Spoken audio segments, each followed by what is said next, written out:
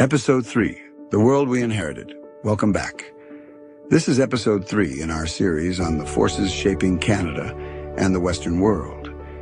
In Episode 1, we explored demographics. In Episode 2, we looked at how nations across the globe are adjusting to falling birth rates.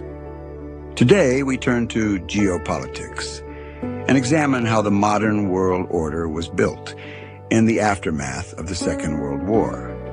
To understand why the world feels more tense, fractured, and unpredictable today, we have to return to that moment in history. The system that shaped the lives of several generations began in 1945. When the war ended, the United States was the only major industrial power left standing.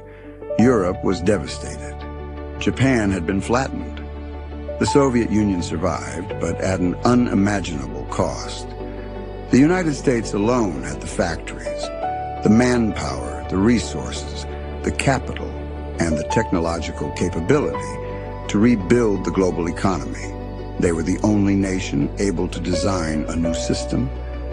That system took shape around two core American guarantees. The first was open global trade. The second was security on the world's oceans. The United States told its allies and even its competitors that if they aligned with the Western Bloc, they would gain access to a global marketplace protected by the U.S. Navy. No blockades, no piracy, no interference from hostile states. Trade would flow and economies could rebuild. Globalization, therefore, was not born out of a desire for world unity. It was a Cold War strategy. It offered prosperity as an incentive for countries to align with the United States rather than the Soviet Union. And it worked. Western Europe rebuilt at remarkable speed. Japan rose from devastation to become an industrial powerhouse. South Korea and Taiwan transformed themselves in record time. All of this happened under the American security umbrella. This new order was a dramatic break from the past.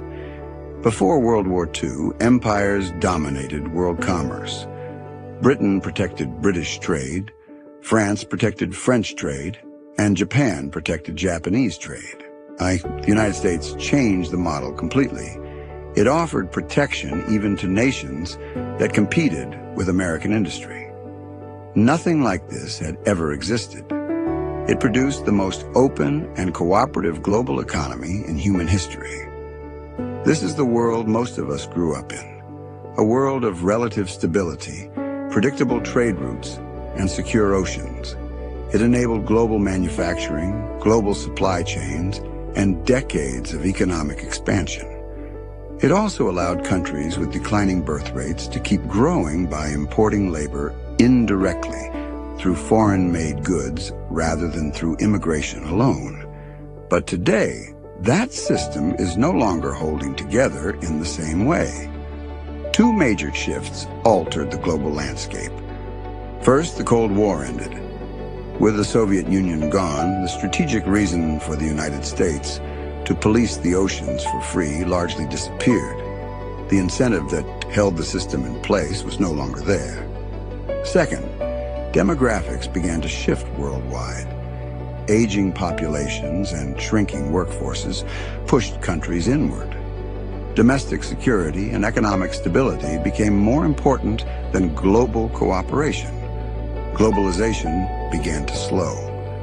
The old American guarantees that once held the system together were no longer automatic. The stability that shaped the post-war era is not guaranteed anymore. Supply chains are being redesigned. Strategic regions are becoming less secure. Countries are competing more directly, reassessing alliances and preparing for a future where the old rules may not apply. The takeaway from this episode is simple. The world order we inherited was not permanent.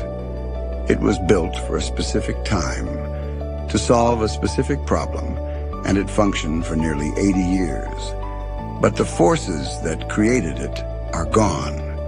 Demographics have changed, alliances have shifted, and nations are entering a period where the next global framework is still unknown.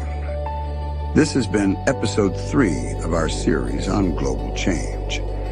In episode 4, we connect demographics and geopolitics and examine how these forces reshape global trade, supply chains, and the economic future of countries like Canada.